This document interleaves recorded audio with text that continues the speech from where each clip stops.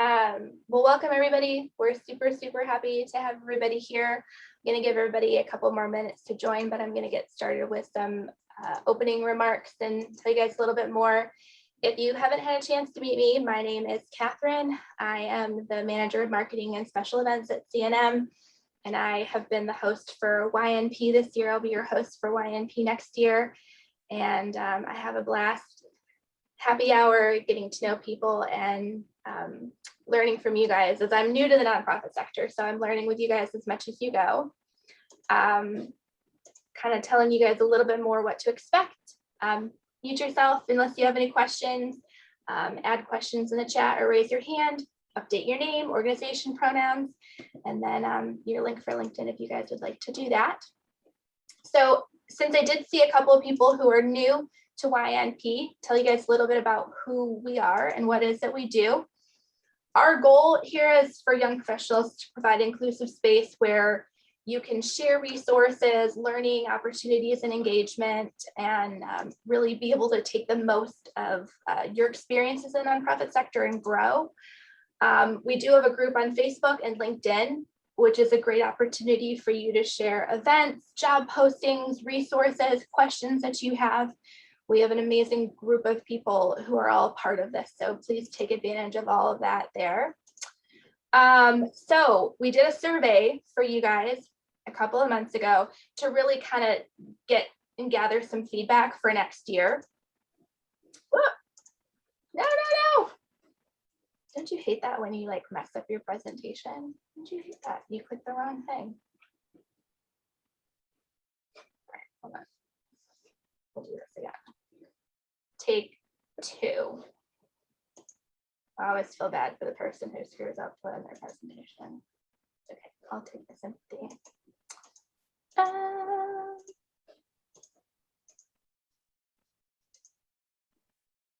Back to what we're doing. I click my image. All right, so next year, a couple things that we're doing. We're doing 10 sessions instead of having one once a month. We're going to be skipping January and we'll be skipping October. So you guys can kind of look forward to that. We are looking to partner with other young professional groups for some co-branded events. So get excited about that. And then we're hopefully, if COVID safety protocol works, we're going to have 2 to 4 in-person sessions planned. So get excited about that. And then thanks to you guys and your feedback, some things we've learned is popular topics for next year to kind of gear what we want to do for each individual event: networking, performance management, personal branding, fundraising, and job search and interviewing skills. So if there's another topic that you would like to learn more about or have featured in a YNP event, email me and I can add that to what we have on our thing. Upcoming CNM news events. Go back. We did it again.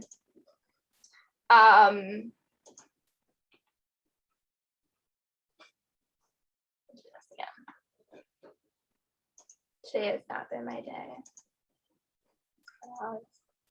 How bad for the person screwing up the presentation. I forgot I gotta click my little guy. We've got a couple workshops coming up: storytelling with data, writing federal grants, and then next Tuesday we have a town hall on unveiling and addressing racism in the nonprofit sector. So we hope you guys will continue to enjoy us for those events. And we are closed for the holiday break from the 27th to the 2nd. So that'll be some kind of updates there for you. So now the pressure of presentation is off of me, and I am going to turn it over to Katie, who I'll give her a minute to kind of introduce herself and her experience and all the amazing things that she does, and we'll go ahead and get started. Thank you. Thank you guys for having me.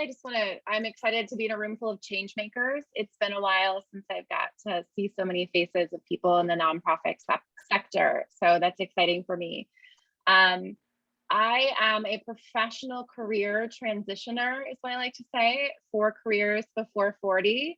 And each career that I've had, my purpose has been there. I started out in education. I was a teacher. I was a high school teacher on the South Side and North Side Chicago. And I was also a tennis coach, grew up mentoring kids, coaching. I also had a nonprofit before I was 12. I started a club, charged everybody dues, and did community events locally. I have no idea where I decided this would be a cool thing. I was the only child, so I think a lot of it for me was just, I need friends. Let me start a club and have people pay dues and start a business.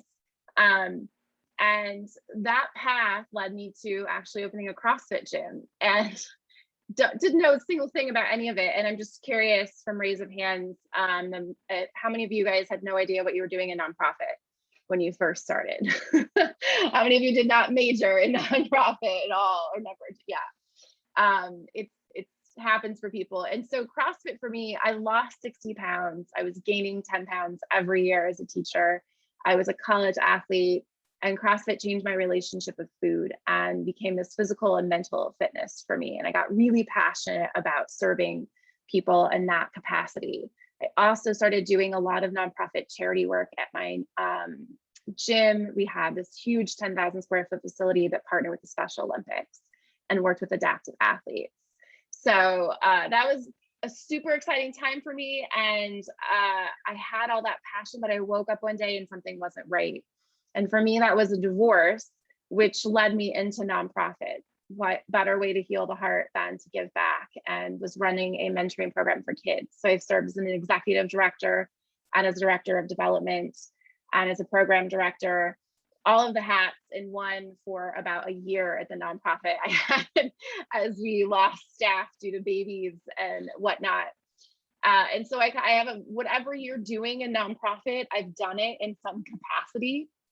But I'd love to get a feel for the room. If you could just pop into the chat, what are your titles? What is your great work in this world?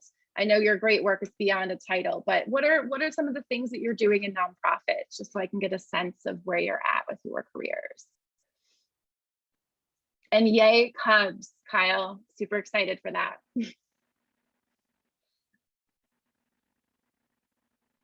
Ooh, a lot of volunteer and community management.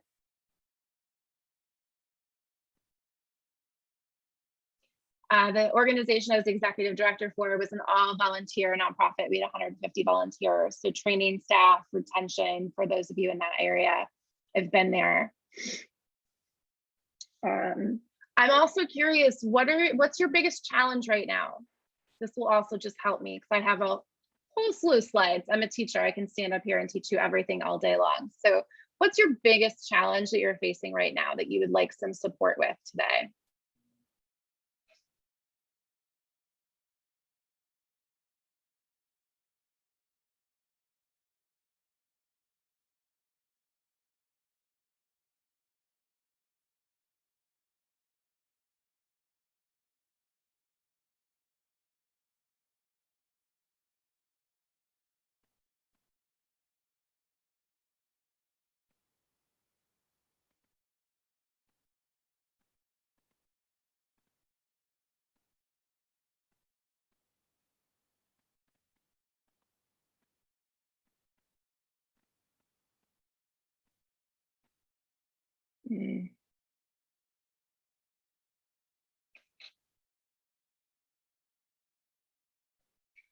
So what I notice about a lot of our challenges is that they're so in the weeds, and all of them are really focused on problem solving, right?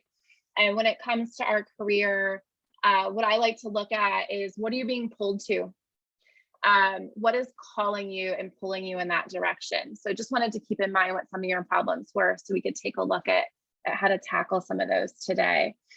How many of you guys also annual review is a thing? Because I just want to honor that. Is anyone here looking? Yeah, I see some shaking of heads for some people. So I want to talk about career circles as well. Finding the right next step, somebody wrote in there. And so my goal for you today is that you walk away with some type of next step in that career. So I mentioned I've been pulled in all these different directions, like following my passion and my purpose. It led me into coaching and where I am today, because I was like you. I sat in a room full of nonprofit development directors. It was women in development, actually. And I sat with a bunch of women, and there was a coach in front of me presenting, and it reminded me of when I owned my CrossFit gym and the passion that I really had for helping people develop their careers. And so that's sort of been my pull as I've stepped into this coaching space.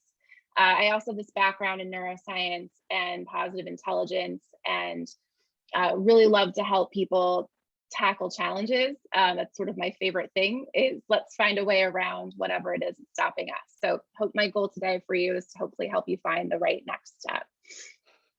I have a presentation I'd like to share. I'm going to go back and forth between presenting because I want to see your faces as I present.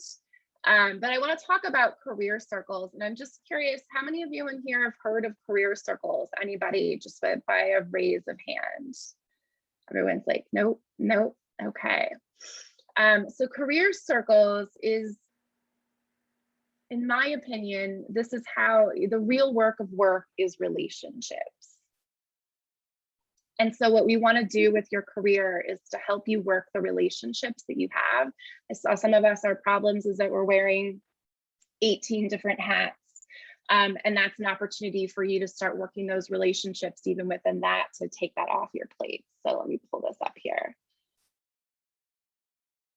So career circles is this idea that you are going to find people within your organization who are peers, to be able to join this circle, to help you, hold you accountable, to provide you feedback, that are really going to be there to support you and be your champions in your organization. Your second one that you want to find is your mentors. Who are the people in your organization that you can also have be that champion for you? These mentors are people that are going to sit above you in some capacity in the organization. And board members can also make great mentors for you as well. It's a great way to get them engaged in staff development. About 2 to 3 mentors is enough. And what you're looking for then is, what are my opportunities? You always want to meet with a mentor or a peer with an agenda so that you're very clear about how you're going to help move that career forward. When you're meeting with your mentor, you're also going to want to make sure it's reciprocal. What is it that your mentor is passionate about? How can you support them? The third person is your manager. Who do you directly report to? And that is who ultimately you want to start this process of developing this relationship with, of who is it that I should be reaching out to. So I call this in coaching, when I go into nonprofits to work with them, I call them manager alignment meeting. What you're really doing is looking at getting aligned with your manager and letting your manager know your intentions. It's also a really great opportunity for you to get feedback from a manager about who should you be approaching to work with as a mentor. You want them to be on board with this plan that you come up with. I'm going to talk through a little bit about how you can figure out who are the best people. And depending on where you sit in the organization, you may not really ever have an opportunity to meet with board members. It's a great opportunity to ask your manager, is there a board member I should be meeting with? Is there a subcommittee within the board that sits under the umbrella of where you're at that could be a great mentor for you in the organization? Pull up I'm not a big fan of slides, but I know a lot of people are. So let me present this one for you, because this one's a pretty decent one. Share my screen. So this is just a visual for you on what that career circle looks like. 2 to 3 mentors is fine. That champion or sponsor. So when I go into organizations, this is who's ever sponsoring the coaching engagement. So for you, like, you are your own sponsor, so to speak. Peer, as I mentioned, 2 peers before, and then that manager. Grab my next slide. So the real work of work is relationships. Here are these areas that are why it's so critical for your career success. Gaining relationships with high potentials in your organization. Even if it's not the job that you're going to take within that organization, these are going to be people who are going to be great references for you. They're also going to be people that are going to help advocate for you. They're in the right meetings. So when opportunities are identified for new projects or for new opportunities, you are going to be somebody that is on top, not only top of mind, but they're a fan. It's also a way for you to help grow that personal brand, which I noticed was one of the topics and that you guys were interested in. I was sitting in a personal brand workshop when I literally got the epiphany in January of 2020. That's what I want to do. And so this becomes so important to how you can develop that. If you're sitting in a role where you're like, I'd like to get closer to board members, I'd like to go into that area, this is a way for you to be seen in that way. And of course, your personal advocates is a big part of this as well. It also helps you get in alignment with your manager. I'm curious, does anybody here have a terrible relationship with their manager? This is where no one wants to admit it, so you just look for who's smiling. Katie, I had one real quick question in the chat that I wanted to share with you. Kyle asked if we'll have the slides after the presentation. So my slides are copyrighted, so I don't provide them after presentations, but you will have a recording of this, I believe, that they can go back and refer to. Yep, they will. Okay. Great. Thanks. For the, sorry, what was the question? I just asked you guys a question. Oh, anyone here have a manager they don't like? You don't have to say yes or no if it's you, but this is a great, particularly as you're hitting annual review time, this is a great time to start to build that rapport and really seek feedback. When you're reaching out to, and so before you reach out to the peer and the mentors, you want to make sure that that manager is on board with you, and you want to let them know why. That's a great place for you to look for feedback of where would you like me to grow? Who do you think would be a great fit as a mentor to help me to get there? When you're looking for those peers, you want to look for peers who will have your back, but also people that will see you in action and can help you build those alliances, but also give you that brutal truth, because you're really looking for peers where when you go to meet with them, and you're thinking of this from a strategic career circle space, that you're giving them an agenda. You know, once a quarter to meet with a peer, could be a little bit more often if you're seeking more feedback or trying to implement a new behavior or pattern. But you really want to go with, hey, this is what I'm looking to grow for. This is an area that I'm looking for feedback in. If you're not sure where to start, your manager is always a great place. Once you let your manager know, hey, I'm looking to develop my career, these are some of the, use that time with your manager to flesh out, like, who should these people be? Complete your draft of these strategic candidates and then finalize it with your manager. So after that first meeting, you're going to want to go back and then finalize it, reach out to the circle and start to schedule those meetings, sending out that agenda prior. And then you're going to want to also capture the learnings and share these learnings with your manager. The reason that you're having these meetings is to help you grow. And this is a great opportunity to show your manager that you're proactive in your own personal development. It's a great opportunity to showcase what projects that you may be working on or things that are happening.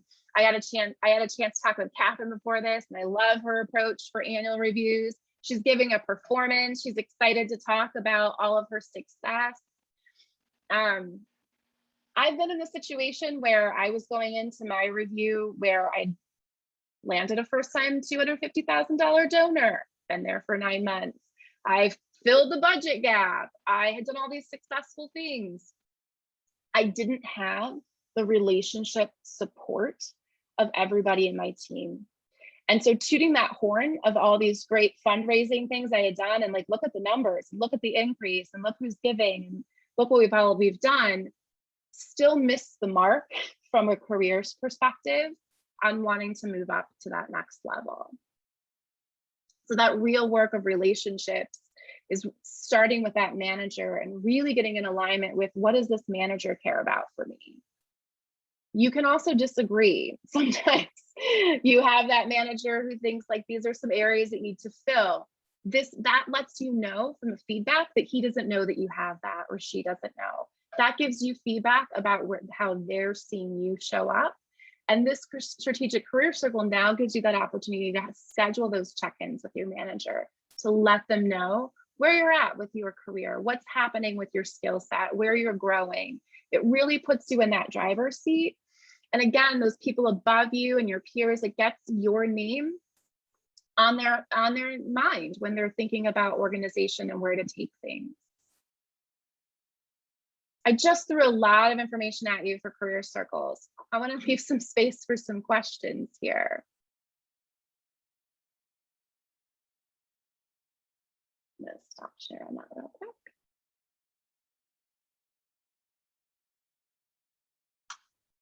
Does anyone have questions? I should ask that. How do you solicit that feedback from your manager? Great question.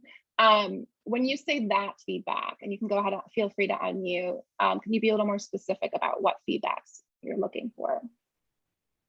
Just like on how they see you. Like I feel like in performance reviews previously, my managers have often been like very vague. Like they always, oh, everything is great, but they don't give me any like specific things. Yeah.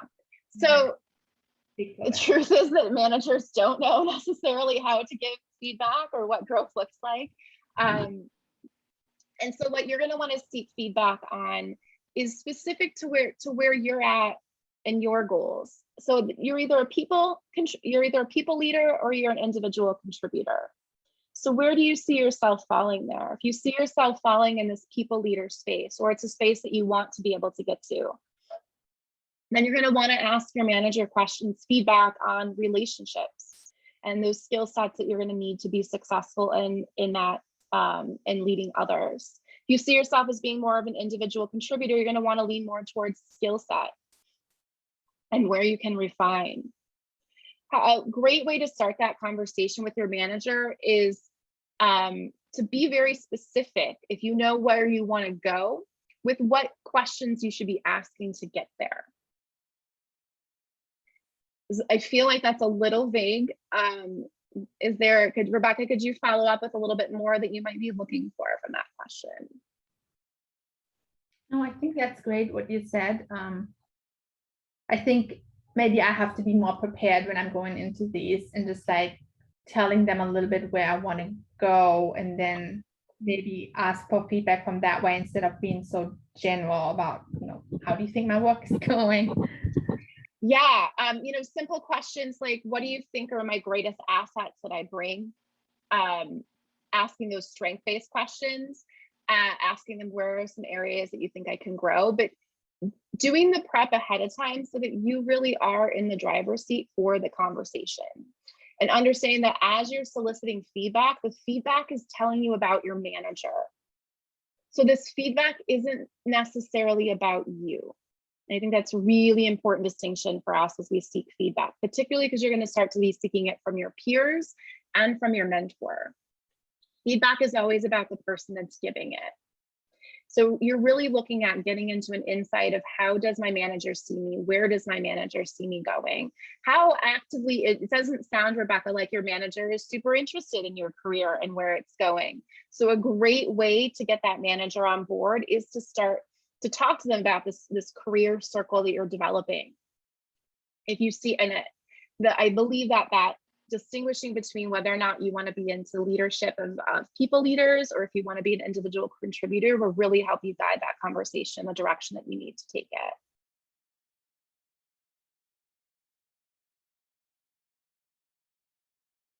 Yeah, Jeff, direct manager feedback, sometimes it's good at feedback, sometimes not. And so the beauty of feedback is you're learning about that person that gives it to you.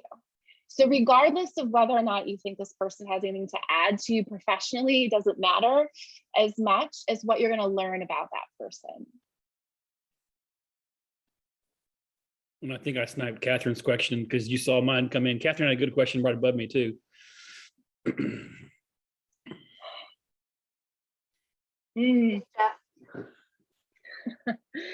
We tend not to give ourselves the credit we deserve. We turn our achievements into team effort. So in an individual meeting, this is why I like the career circle. You're not the only one tooting your horn. Other people are getting to hear about the things that you're working on, the accomplishments that you have.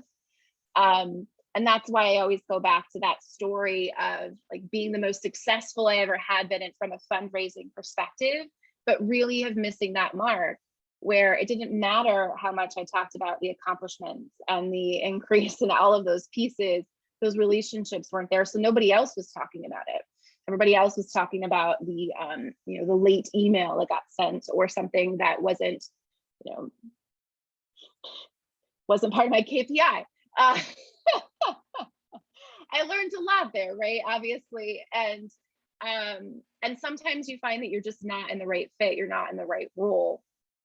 But the career circle would have served me so well there.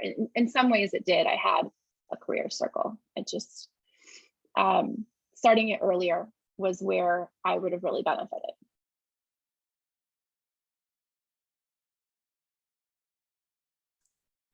Other questions? Katie, did you say Yeah. we could unmute ourselves?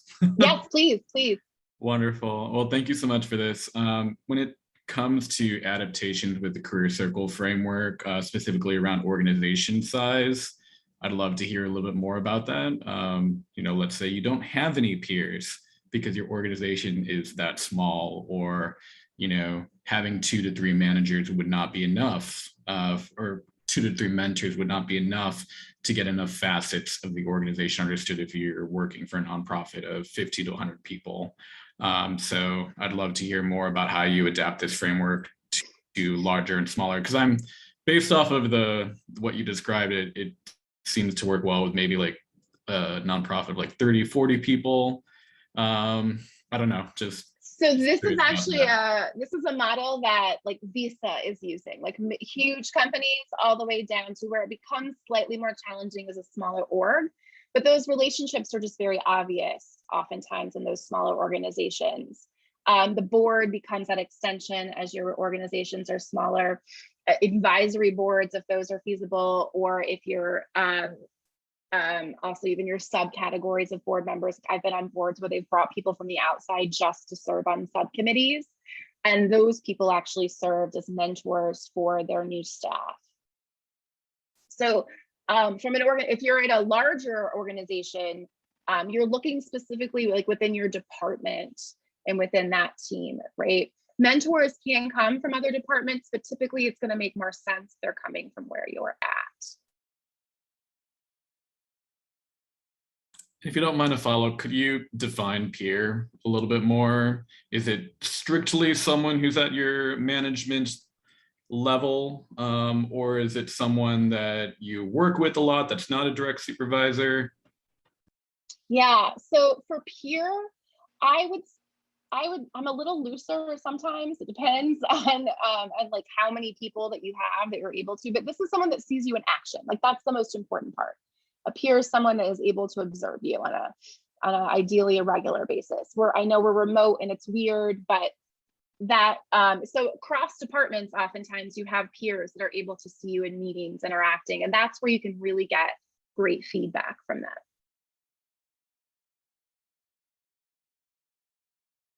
Great question, thank you.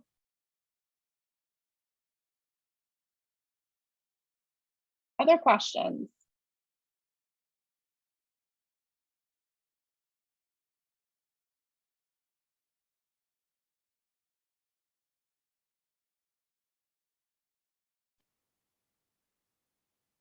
You have a coach in this room, so like anything that you want to ask is a great time to ask it. Who's our brave person? Can be outside of the career circle stuff as well. Doesn't have to be within this realm.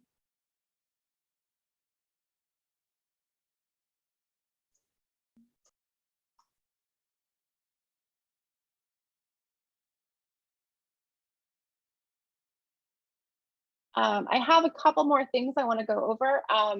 Goal setting was one of them that I wanted to bring to you because I think that this is kind of that time of year where we're looking at setting goals.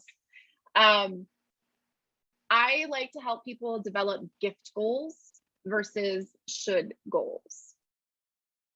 So a gift goal is a goal that will bring you joy, that will connect to what fulfills you, and that is based on something that you dream about, what you really want to create.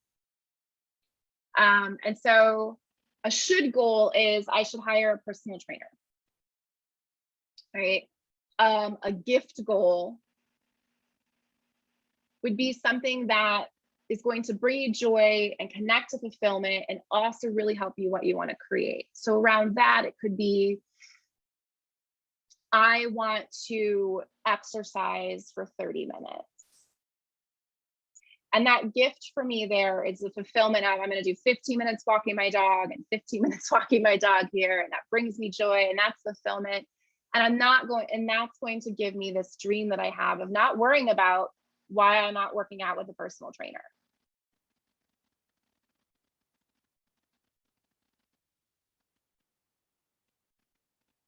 People get, I feel like I see a few confused faces when we talk about gift goals.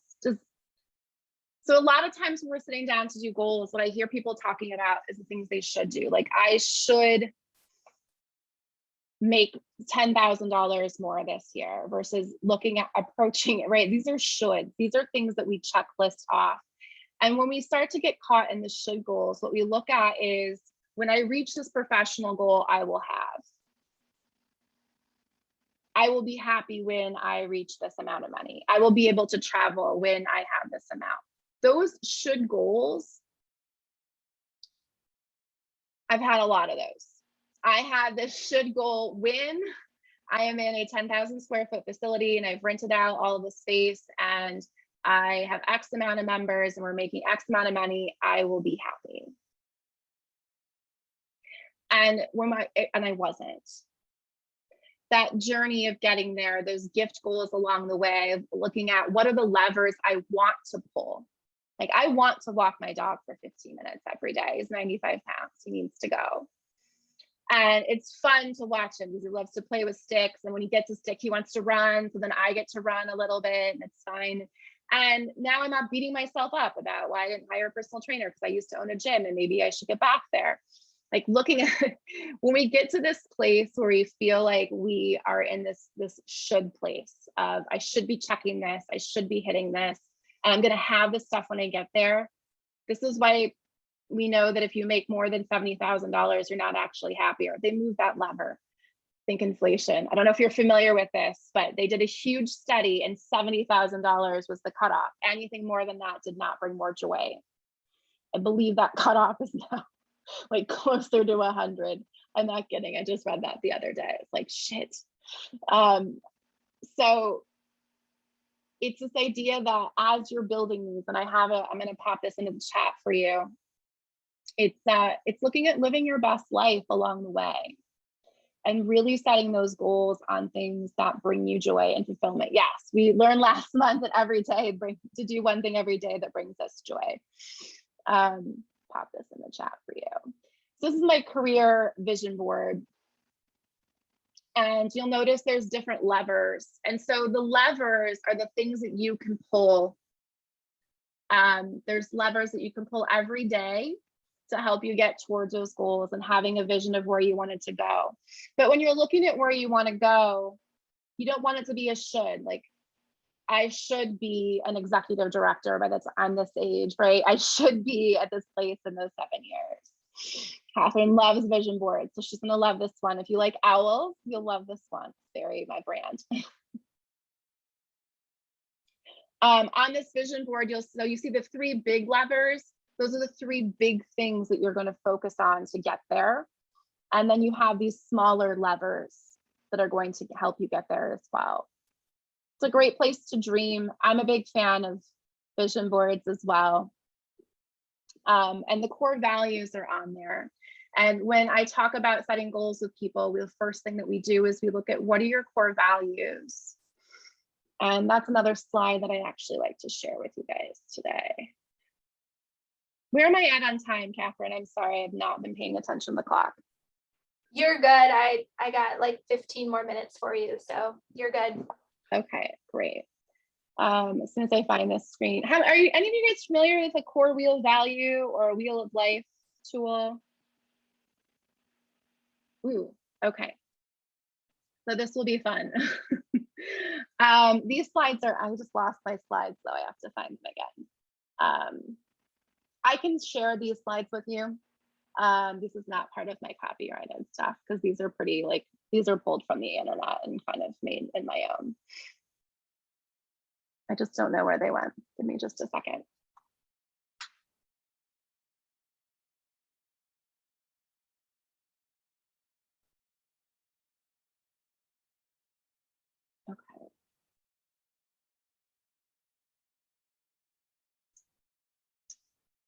So I'm just gonna go back one.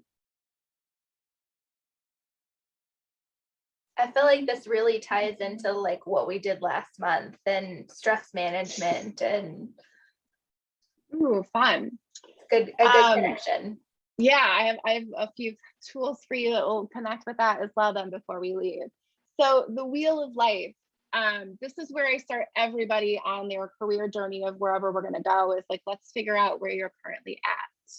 When a wheel is fully inflated to a 10, life is as good as it gets in all of these areas, then your ride is really smooth. And when we're deflated in any area, there's a bump as we go. And oftentimes we feel like we are stuck in Groundhog Day, or we're caught up in patterns. We're starting to notice that. This wheel is sort of where that's at, where maybe things run smoothly, but every time you hit that health bump or that personal, wherever that falls on here for you personally, that you feel you're pulled right back. So rating your level of satisfaction here, physical environment, career and money are separate for a reason. You can be super happy with your career, but would like to make more money. And this is nonprofit. So that's very, very possible for a lot of you that are here. That's why we keep them separate, because you can keep growing your career and that money can keep growing. Also, when you look to shift at what you want to do next, that means that we got to focus on the money piece, that we're going to follow that as well. Significant other, oftentimes people will put these into romance and relationship, but pull them apart, which is always interesting. But all of these different pieces, you're a whole person, you bring your whole person to work. So all these pieces start, you need to live your best life, because it won't happen when you have X, Y, Z. Outside of apparently $70,000, we'll be happier. The next wheel I share with people is this wheel of success. And all the rating that you're doing is on your level of satisfaction. It's not on, just how satisfied overall are you with that. When you're looking at your wheel of success, it kind of lets you know, where are my gaps? And you can test this. Maybe you think, someone had asked earlier about their how do I have these conversations with a manager? Ask your manager, how would you rate my business acumen? How would you rate my self-awareness, my ability to connect with people? If you're looking at people leadership, like some of these areas become a lot more important. Sales, marketing, and enrolling. You're a nonprofit, which means that no matter what you do, you're always supposed to be spreading that mission. At least that's been my experience. But sales, marketing, and enrolling can also apply not just from that business side, but a little bit with you internally as well. And how are you at marketability for yourself and selling yourself to others? And then my last wheel is my core values wheel, and taking a look at what percentage of time are you honoring yours. I think oftentimes with work, particularly with people that are facing these challenges of wearing all these hats, where I like to help people focus on first is, well, where are your values missing at work? Where are you not able to honor those? Boundaries can be part of that. And so the more that we can honor our values, that's really what we are doing when we're showing up authentically. So these three wheels give us a good picture of where are we at now, and then where are some of those areas when we look at that vision board, what are some of those levers that we want to pull? I know when I was looking at I have my core values here behind me, and when I was looking at my curiosity and my humor, like those things weren't valued at the place that I was at, like doing things the way, following these instructions and doing things the way they was valued. And so in that way, there was a conflict where, well, I can't ever show up authentically, and really this isn't the place for me because my values will never be in full expression. Just gonna stop sharing so I can see your faces again. I will share those slides with you guys. What's here as you guys look at your wheel of life or success, or think about what percentage of values you're able to really bring. Feel free to unmute and pop in.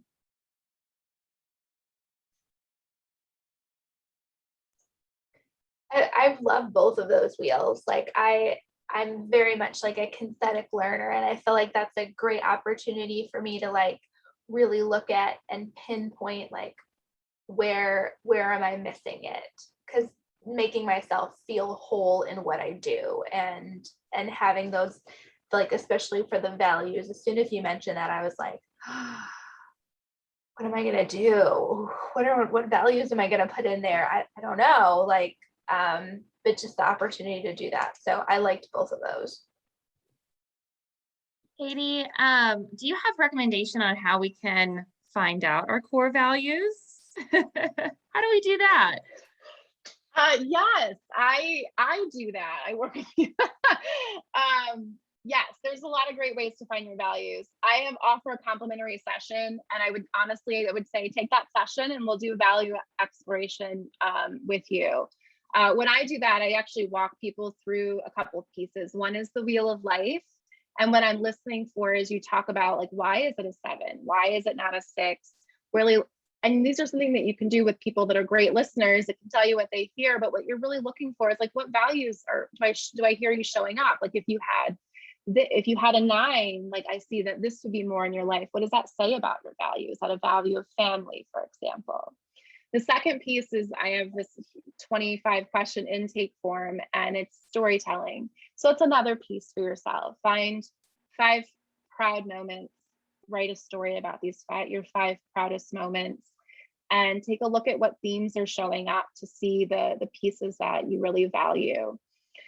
In my own value mining exercise, I discovered this humility was such an important value for me. And that definition of humility and how it was being presented where I was working and what it meant for me were different. A male white boss's version of humility didn't quite look how I envisioned what humility looked like. So telling me to be more humble wasn't helpful in that instance. But it was something I didn't even realize I valued so much, which is why when our values are being crushed, it's soul crushing. It's who we are. It's our fiber of our being. And that's where work can feel really personal, and that stress and that burnout can occur because it feels like an attack on who you are. So my short answer is take the complimentary session. Thank you, Katie. That's really helpful. Mm-hmm.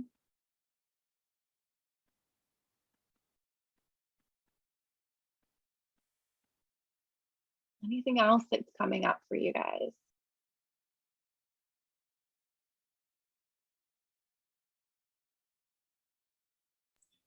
Yeah, I do have one additional question. In terms of, casting vision for goals up to, 7, 10, or the classic 5-year plan, I feel like there's a little bit of a question in the back of my mind, perhaps in other people's minds, because it is nonprofit. There is a lot of burnout. There is a lot of, questions of, is this something that I'm going to be doing forever? Staying in the nonprofit sector. Do you have any tips for kind of generalizing goals so that they can be transferable to other industries? I don't want to take away from the nonprofit niche that's represented here, but it just really came to mind. Yeah. I love this question because my career path, if I had filled out a vision board of my career at 7 years, I was a principal of a school. And that's where the shoulds versus the gifts. Why did I want to be that principal? Like, what did that mean for me? Well, that meant the opportunity to shape educators, which meant the opportunity to shape those below them. Like that is owning a CrossFit gym for me, was that creating programs for people in their 80s and for Special Olympics and for kids. Like that allowed me to trickle all of that down. And so my goal, my purpose in life, like all of that is in everything that I've ever done. So when I'm visioning like 7 years from now, like, I always say my 4th and final career, but motherhood will probably be my 5th career, because I know that I will approach this as a career in the sense that it is a full-time job. And, but that doesn't mean that I don't have this like purpose that I'm working towards for this goal. And so I encourage people to look at what is pulling me, what's calling me, where is that joy and fulfillment, what are the dreams that your inner critic doesn't want to let you dare have, because that's where you get your 7-year goal from, and the position it's in and what that looks like. You know, Kyle, if you just decide to become rich and donate to nonprofit, like that's great. That's an option for how you want to give, you know, share your gifts with the world. It really is looking at, you know, it's the purpose-driven life in that way. What are the gifts versus the shoulds? Because I should have a doctorate by now. I should be a superintendent by now. Like I should have all of these things. But from a career perspective, I have so much more. And I've never lost sight of that purpose of what I was seeking. And when I sold my gym, I mean, I packed up my car, I drove to New York City. I was like, we'll see what's here. I couldn't afford the toll, so I got stuck in New Jersey. But I found a job there, and that's actually how I got into nonprofit. And it was the perfect job. I got to own a business in the nonprofit sense though, and it was working with children. And so you find, like, if that's your goal, I want to work with children, or I want to make it, like, those are areas that you can shape, and the money and the path and all of that, those levers will change from year to year.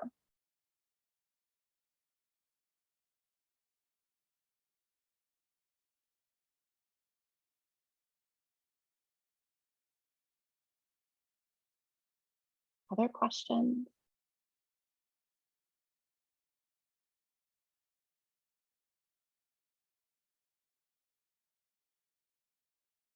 So you guys talked about stress last time, and I was going to end a little bit with some confidence piece, but I kind of want to blend in just to wrap up with your stress as well.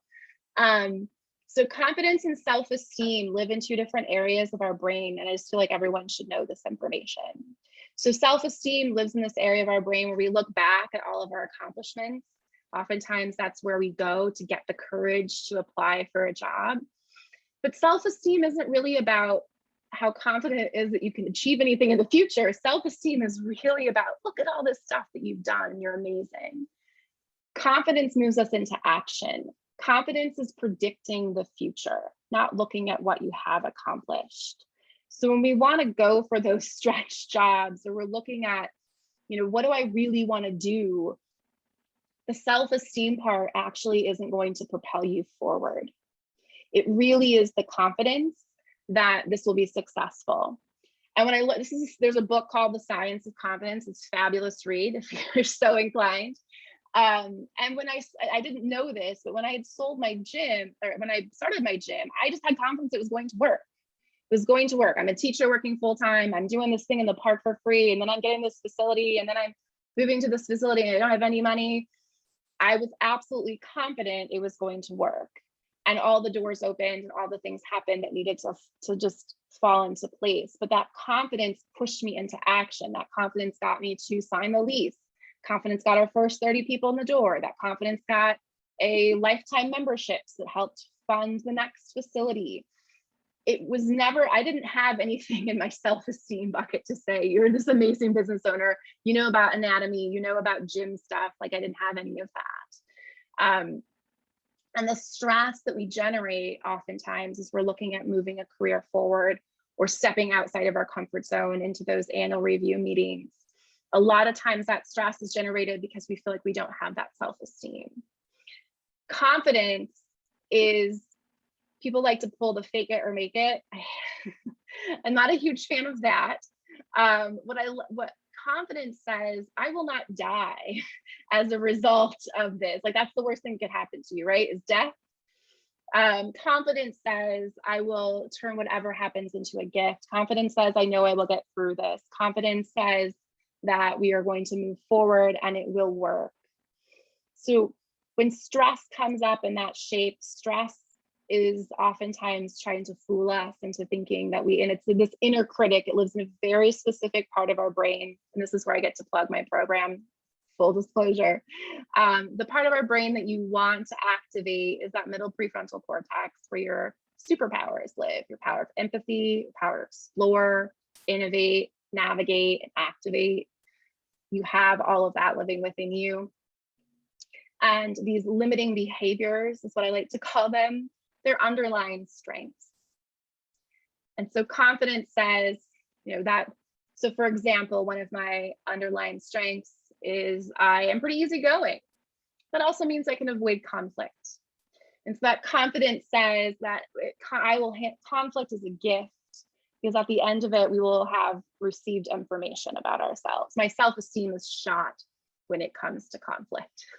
So you're really looking at lighting up the part of your brain that wants to push you into action and comes from a place of confidence rather than this place of trying to justify, which is really what our self-esteem does. Not that it's not important, like self-acceptance is great, but when it comes to actually moving forward, science says confidence wins.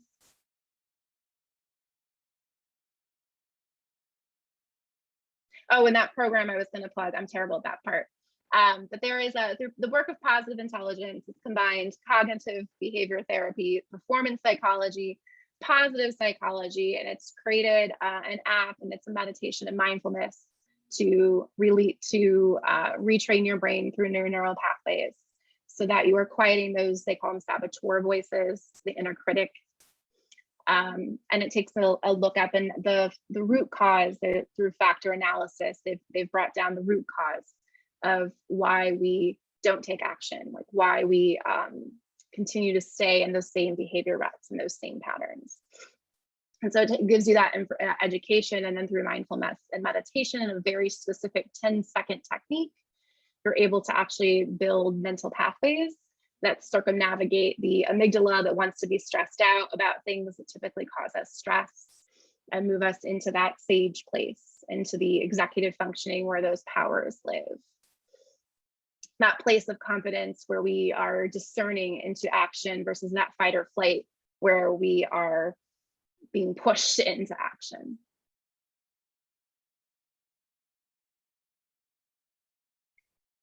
I just threw a lot of information at you guys. But I want to thank you guys so much for having me today. It was great to be able to present to change makers again.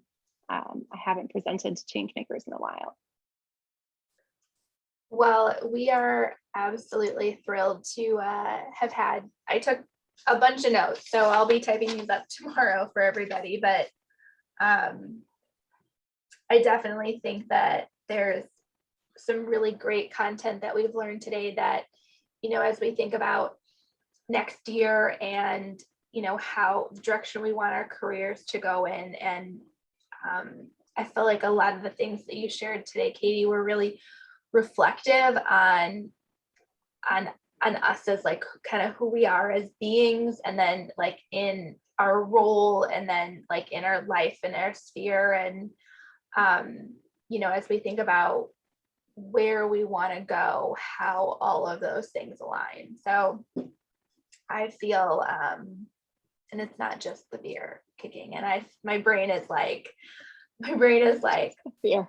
so deep. But it's exciting because at the end of the day, our goal with this group is to help everybody develop and build their careers. And if you guys learn something from somebody like Katie every month, you're gonna have this whole arsenal of really good material that when your review comes up, or when you're thinking about how to promote yourself for a new job, that you're gonna have these skills here. So I thank everybody for coming. Thank you, Katie. That was absolutely awesome. I can't wait to look at the recording again tomorrow and really kind of like sit in with a lot of these thoughts. So I'm super appreciative. Thank you for making some time with us today.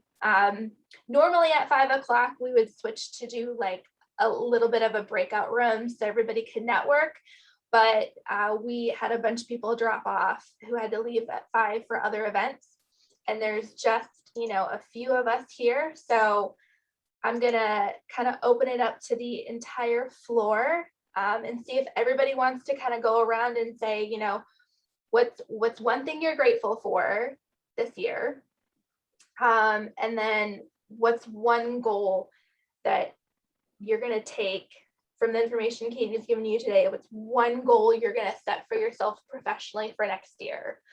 And I'll go first to kind of kick it off. One thing that I'm definitely grateful for is health. That's a huge thing this year. And then one goal I have for next year, and I'm sharing that with you guys, so hopefully you guys will hold me accountable, little baddie buddies here, is that we're gonna go around and learn more about video marketing. So that's my goal for next year. And somebody's doing something in check. I'll not record this. You guys can just be open and